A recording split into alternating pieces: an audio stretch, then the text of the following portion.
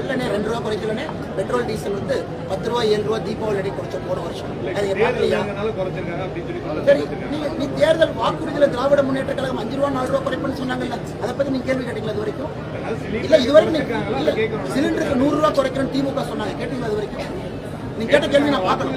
இல்ல நீங்க கேட்ட கேள்வி நான் பார்க்கணும். இந்த ஜேர்னலிஸ்ட் நேரத்தில் நம்ம சண்டை போட்டிருக்கோம்.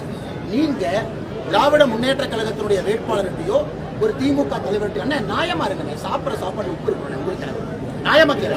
திமுக தன்னுடைய தேர்தல் வாக்குறுதி 2021 சொல்லியிருக்காங்க, நாங்க சிலிண்டருக்கு 100 ரூபா குறைப்போம். முதல்வர் ஸ்டாலின் கேட்கல, என்ன வெக்கமா இல்லையா? 100 ரூபா குறைக்காம உங்களுக்கு சொல்ல ஸ்டாலின் சொல்றேன், 100 ரூபா குறைக்காம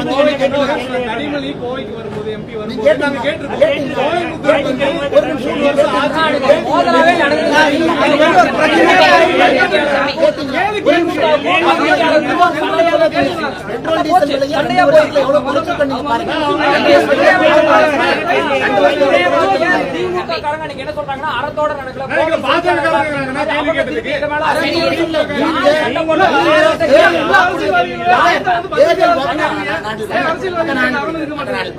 தேர்தல் வாக்குறுதி 2021 திமுக சொல்லியிருக்காங்க, நாங்க எல்பிஜி சிலிண்டருக்கு 100 ரூபாய் குறைப்போம், பெட்ரோல் டீசல் 5 ரூபா 4 ரூபா குறைப்போம் சொல்லியிருக்காங்க. குறைச்சாங்களா? இல்லை, நாங்க சொல்லாம குறைச்சோம்.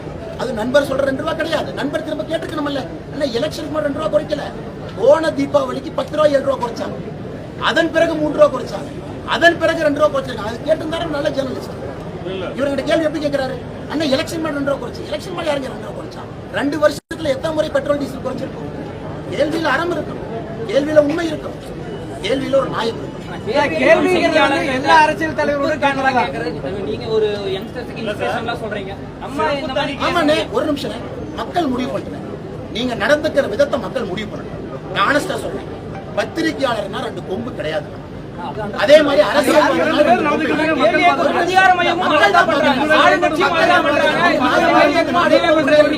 மக்கள் தானே பாத்துட்டு, உங்களை மக்கள் பாக்குறாங்க, என்னையும் மக்கள் பாக்குறாங்க. பத்திரிகையில் அறம் இருக்கான்னு மக்கள்கிட்ட நான் கேட்கிறேன். பத்திரிகையில் அறம் இருக்கான்னு, பத்திரிகையில் அறம் இருக்கான்னு கம்ப்யூட்டருக்கு கூகுள் இருக்கு. மத்திய அரசு எத்தனை முறை பெட்ரோல் குறைச்சவங்க தெரியாது? உங்களுக்கு தெரியாம சின்ன பாப்பாவா நீங்க? சின்ன பாப்பாவா? 2ஆம் கிளாஸ் படிக்கிற பாப்பாவா? பெட்ரோல் டீசல் விலையை மத்திய அரசு குறைக்கவே இல்லை, குறைக்கவே இல்லை. தீபாவளிக்கு 10 ரூபா 7 ரூபா குறைக்கல பெட்ரோல் டீசல் 2 வருஷத்துக்கு முன்னாடி. 2 ஆண்டுகள்ல போன தீபாவளிக்கு பெட்ரோல் டீசல் நாங்க 10 ரூபா 7 ரூபா குறைக்கல. உண்மையாலுமே நீங்க குறைக்கலன்னு சொல்றீங்களா?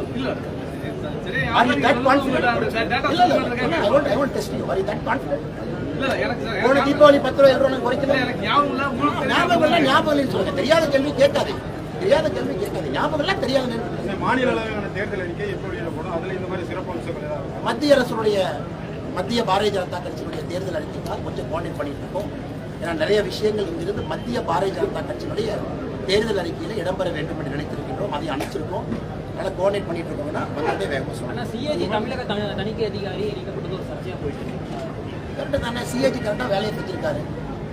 அங்கே இருக்கக்கூடிய யார் ஃபினான்ஸ் செக்ரட்டரி கோவம், அவர் குறிப்பிட்டிருக்கக்கூடிய எந்த விதத்தில் இன்ஃப்ளேட்டட் எக்ஸ்பெண்டிச்சர் நடந்திருக்கு அதை மாநில அரசு ஏற்றுக்கொள்வதற்கு தயாராக இல்லை. சிஏஜிங்கிறது இண்டிபெண்டன்ட் பாடி, அவங்க இண்டிபெண்டா தணிக்கை நடத்தி வேஸ்ட்ஃபுல் எக்ஸ்பெண்டிச்சர். இவங்க இதே சிஏஜி மத்திய அரசு பத்தி சொன்னா தூக்கிட்டு வந்து உட்காந்துருவாங்க. இதே சிஏஜி மத்திய அரசை பத்தி எங்கேயாச்சும் ஒரு இடத்துல சொன்னாங்கன்னா அது வேத வாக்கு, புத்தர் சொல்லிட்டாங்கன்னு ஸ்டாலின் அப்படியே சொல்லுவார் எல்லா பக்கம். ஆனா இதே சிஏஜி தமிழக அரசுடைய மோசமான செயல்பாடுகளை பத்தியோ ஒரு வேஸ்ட்ஃபுல் எக்ஸ்பெண்டிச்சர் பத்தி சிஏஜி சொல்லும் பொழுது எதற்கு தமிழக அரசு சிஏஜி அதிகாரி இடமாற்றலாம்? அதே கேள்வியை நான் வைக்கிறேன். உங்களுக்கு ஏன் ஃபேஸ் பண்ற தைரியம் இல்லையா? இல்ல ஒருவேளை சிஏஜி அதிகாரியினுடைய தணிக்கைக்கு உங்களுக்கு இஷ்டம் இல்லைன்னா நீங்க எக்ஸ்பிளனேஷன், நீங்க சிஏஜியினுடைய தணிக்கைக்கு எந்த விதத்துல மாறுபடுது எக்ஸ்பிளனேஷன் ஃபுல் வைட். திமுகவினர் பல இடங்கள்ல போஸ்ட் ஓட்டிருக்காங்க. ஜிபே என்ற பேர்ல வந்து பிரதமர் மோடியுடைய படத்தோட பாஜக செய்த ஊழல்கள் அப்படின்னு சொல்லி என்னன்னா ஒரு ஸ்கேன் பண்ண வீடியோ வர மாதிரி வந்து போஸ்ட் ஓட்டிருக்காங்க. மூளை இல்லாம பார்க்கணும், மூளை வளர்ச்சி குறைந்தவர்களா பார்க்கறாங்க. இன்னும் கொஞ்சம் படிக்கணும்னு பார்க்கறாங்க, எல்கேஜில சேர்த்து விடணும்னு பார்க்கறாங்க, இன்னும் கொஞ்சம் அறிவை வளர்க்க வேண்டும் என்று யோசிக்கிறேன். போஸ்ட் ஓட்டவங்களும் அப்படித்தான் நான் பார்க்கறேன். பேசுறீங்க, ஆனா அவங்க கூட்டணியில இருக்கக்கூடிய அமமுக, இப்படி டிடிவி தினகரன், ஓபிஎஸ், அதுக்கப்புறம் வந்து அன்புமணி ராமதாஸ், அவங்க மேலே ஊழல் புகார் இருக்கு. இது வந்து ஊழல் எதிர்ப்பு பின்னடைவா இருக்காது? பின்னடைவா இருக்காது. மக்களுக்கு தெரியும் யார் ஊழல்வாதி மக்களுக்கு. அப்ப இவங்க ஊழல்வாதிகள் அது உங்களுக்கு விட்டுறேன். நீங்க போய் டெலிகாஸ்ட் பண்ணுங்க, நீங்க ஆபரேஷன் பண்ணுங்க, 80 ரூபாய்க்கு டிவி சேனல் நடத்துறீங்க, 2 லட்சம் ரூபாய்க்கு கேமரா வச்சிருக்கீங்க, உங்க வேலையை நீங்க செய்யல. நீங்க டிவியில போடுங்க, மக்கள் பார்க்கணும். அதுக்கு அண்ணாமலை எல்லாத்துக்கும் ஸ்போர்ட்ஸ் பர்சனா பேசுறேன். Why? It's good only. We are very transparent. What is wrong in it? What is wrong in it? Whichever party willfully they donated, it is all in the public eyes now. So what is that to write? Why will it be a setback? They like BJP, they are giving to BJP. If there is a TV channel which is number 1 TRP, can I go and shoot down that journalist? You are from ANI. Your rival is PTI. There are this many channels. One channel is number 1. Can I go and kill them? Which channel people like, people watch. Which party people like, people donate. So can I go and put the gun to the editor set and say, you are number 1, I am going to give you. Please don't run the channel. So your answer is like that logic. Nilgiri தொகுதியில் பாசக ஆதரவாக மாவட்ட collector செயல்பட்டாங்க சொல்லி அந்த தேர்தல் செலவில் அதிகாரி election கமிஷனுக்கு complaint பண்ணாங்க. இதை பற்றி நீலகிரியுடைய அப்சர்வர்கிட்ட நீங்கள் கேட்கணும். ஏன்னா அசிஸ்டன்ட் ரிட்டர்னிங் ஆஃபீஸர் வந்து மாவட்ட கலெக்டர் மீது சில புகார்களை வச்சிருக்கிறாங்க. அது பொது வெளியில் அந்த கடிதத்தை பார்க்கணும். நீலகிரியினுடைய ரிட்டர்னிங் ஆஃபீஸர், நீலகிரியினுடைய ஓவரால் அப்சர்வர் யார் இருக்காங்க, அவங்ககிட்ட தான் அந்த கேள்வி கேட்கணும். நான் பதில் சொல்ல விரும்பலை. அது நீலகிரியில் என்ன நடக்குது அப்படிங்கிறத காட்டுது. தமிழ்நாடு முழுவதுமே எந்த அளவுக்கு அரசியல்வாதிகளுடைய ஆதிக்கம், ஆளுங்கட்சி அரசியல்வாதிகளுடைய ஆதிக்கம் இருக்குது அது காட்டுது. அதிமுகவும் திமுகவும் போட்டி போட்டு பள்ளிவாசல்களில் போய் வாக்குகள் சேகரிக்கிறாங்க. பாரதிய ஜனதா எதுக்கு போட்டி போடணும் அவங்களோட? அப்படிதான் நடக்குது. சரி, நாங்க எதுக்கு அவங்க செய்யறது நாங்க செய்யணும்? இஸ்லாமியர் ஓட்டு வாங்குறதுக்கு நீங்க போய் வாக்கு கேட்க மாட்டீங்களா? கேட்கிறோம். எதுக்கு போட்டி போட்டு கேட்கணும்? அப்படிதான் அங்க நடந்துட்டு இருக்கு. அவங்க போட்டி போடுறாங்களா, நாங்க எதுக்கு போட்டி போடுறோம்? நாங்க எப்படி வாக்கு கேட்கறோமோ அந்த மாதிரி நாங்க கேட்கறோம். சிறுபான்மை பெரும்பான்மை பார்க்கல அப்படின்னு அவங்கள ஈர்க்கும் விதமா இருக்கும். யாருக்கு என்ன தேவையோ கொடுத்துருக்கோம். இந்த வாக்குறுதி 100 வாக்குறுதியும் சிறுபான்மை பெரும்பான்மை பார்க்கல. கோயம்புத்தூர் மெட்ரோ ரயில் வருது, நீங்க எல்லாரும் சொல்லாம இந்து மட்டும்தான் ஏறலாங்க. மெட்ரோ ரயில் எல்லாத்துக்கும் தானே, பால் எல்லாத்துக்கும் தானே, தண்ணி எல்லாத்துக்கும் தானே. ஸோ வாக்குறுதி நீங்க பிரிச்சு பார்க்குறீங்க. உங்களுக்கே அந்த கோவம். முஸ்லீம்ங்கிற வார்த்தை இல்ல, கிறிஸ்டியனுங்கிற வார்த்தை இல்ல, அப்ப மெட்ரோ ரயில்ல போர்டு வச்சிடலாமா? நீங்க கேட்குறீங்க. நாங்க எல்லாருக்கும் பொதுவான வாக்குறுதி தான். Moving the court or anybody or anything else in the future. Why will I move the court? Because it is a false case, it is inside as well. Correct, they will investigate, they will throw the case away. Why, sir? It will not be true. Why should I waste the High Court's time? High Court is busy with so many things. Why should I go and clutter the High Court's time? I have read you the law. Now police has to produce a document to show after 10 o'clock I campaigned seeking votes. Then let them produce. I sit in the office, I go in the public after 10. Does it mean the candidate should not go anywhere? Because you are that afraid? Is the state police missionary that succumb to DMK?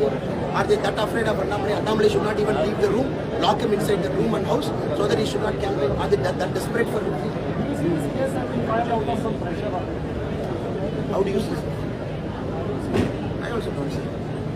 I see some officer who doesn't know the law, who is doing it under DMK's pressure. இப்போ திமுக வேட்பாளர் காலையில் என்ன சொல்லியிருக்காருன்னா, ஒன்னா அடிச்சு வளர்க்க நீங்கள உங்க தொண்டர்கள் தெற்கு தொகுதி ராமநாதபுரத்துல இந்த மாதிரி நடந்த போது ஒருத்தர் சிறையில் அடைக்கப்பட்டார். இப்போ வரைக்கும் வெளியில விடப்படல. அதாவது பிரச்சாரத்தின் போது இந்த மாதிரி அடிக்கடி பாஜக தொண்டர்கள் வந்து கை நீட்டிடுறாங்க. அன்னைக்கு தம்பி நாடு ஒன்னா தான் போனோம். அவர் எப்படி நமக்கு நடந்தாரு ஒரு நிமிஷம் கேட்கறவங்க ஒரு நிமிஷம் கேள்வி மறுபடியும் கேட்ட கேள்வி அப்படியே கேள்வி. அதாங்க தெற்கு தொகுதியில இந்த மாதிரி வந்து பாஜக கேடர் ஒருத்தர் அடிச்சுட்டாரு அப்படின்னு சொல்லி கேஸ் போட்டு அவர் இன்னைக்கு வரைக்கும் உள்ள இருக்காரு. அது மாதிரி தொடர்ந்து இது மாதிரி வந்து பாஜக தொடர்ந்து அடிக்கிறாங்கன்னு ஒரு குற்றச்சாட்டு திமுக குற்றச்சாட்டுன்னு சொல்லுங்க. ஏன் பாஜக அப்படி இருக்குன்னு சொல்லாதீங்க. வீடியோ போட்டு காட்டுறோம். உங்க கேள்வி என்ன கேட்டீங்க இதுக்கு முன்னாடி? தொடர்ந்து ஏன் பாஜக தொண்டர்கள் இந்த மாதிரி நடந்துக்கிறாங்கன்னு கேட்டீங்க. வீடியோ போட்டு பார்ப்போமா? வீடியோ போட்டு பார்ப்போமா? நீங்க கேள்வி கேட்கறதுக்கு முன்னாடியே நீங்க ஒருதலை பட்சமா நீங்க கேள்வி கேட்டா பொறுப்பு நானா? குற்றச்சாட்டு 10,000 பேர் வைப்பாங்க. நீங்க போய் இன்வெஸ்டிகேட் பண்ணுங்க. பிரஸ்க்கு வேலை தானே. எல்லா பிரஸ் மீட்ல அண்ணாமலை சொல்லுமா, நீங்க கிரவுண்ட்ல போய்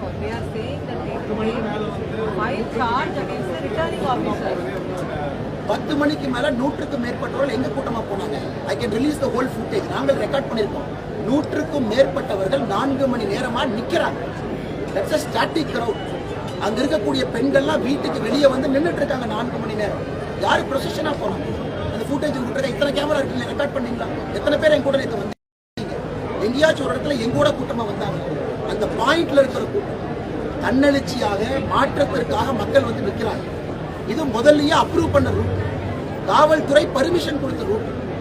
சில பல காரணங்களுக்காக நாங்க லேட்டா அங்க போயிருக்கோம். டிராபிக் ஜாமு, ஒரு இடத்துலயும் 10 நிமிஷம் எக்ஸ்ட்ரா ஆகுது, 5 நிமிஷம் ஆகுது, மக்களை சந்திக்கிறோம். கொடுக்கப்பட்ட ரூட்டுக்கு 10 மணிக்கு போனோடனே மைக் ஆஃப் பண்ணிடுறோம். ஏற்கனவே இருக்கிற மக்கள்கிட்ட மன்னிப்பு கேட்கிறோம். சாரிங்க, 10 மணி வர முடியல, பகல்ல வந்து நான் பேசுறேன், தப்பா நினைச்சுக்காது. இது எந்த வயலேஷன் நீங்க சொல்லுங்க சார்? இது எந்த violation? Meeting the people is okay. That doing campaigning of the Sir, I'm talking in Tamil and English to you. I hope you understand Tamil and English. Am I talking in French and Latin to you? Am I talking in German to you? I've given you the Election Commission guidelines. Election Commission, anywhere it says after 10 o'clock the candidate has to keep his mouth shut. It only talks about loudspeaker from 10 o'clock to 6 p.m. 10 a.m. to 6 a.m. is only what it talks. I am telling you in beautiful Tamil and English. I am well within my right to switch off my microphone at 10.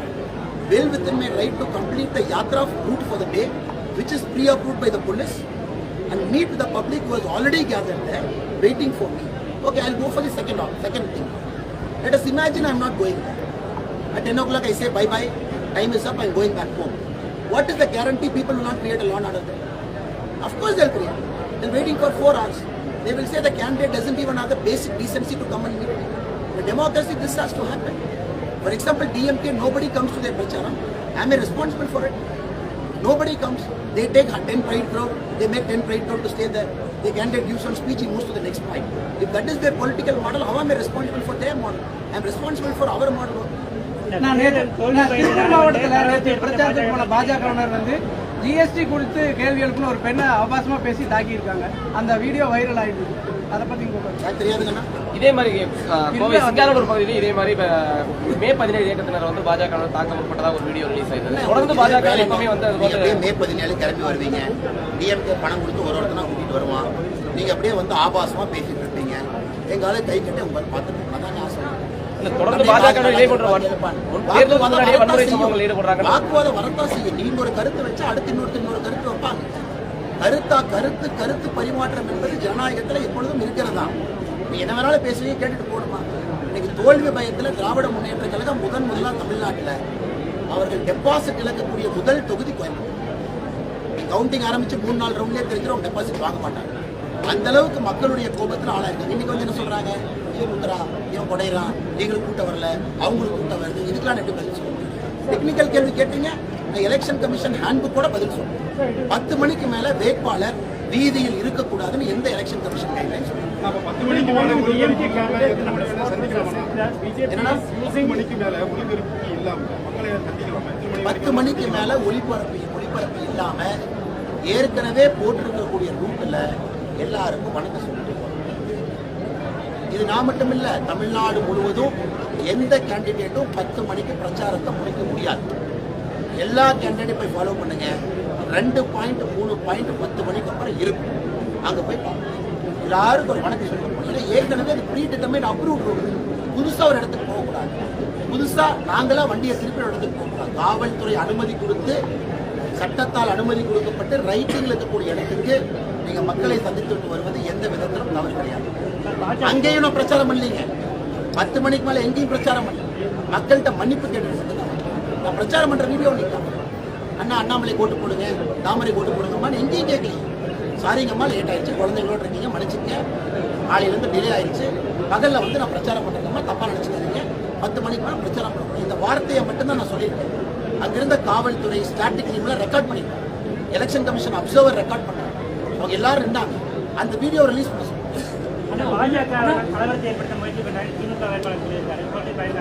தோல்வி பயத்தை திராவிட முன்னேற்ற கழகம் இன்னைக்கே ஒத்துக்கிட்டாங்க. April 19 வரை அவர்கள் காத்திருக்க தயாராக இல்லை.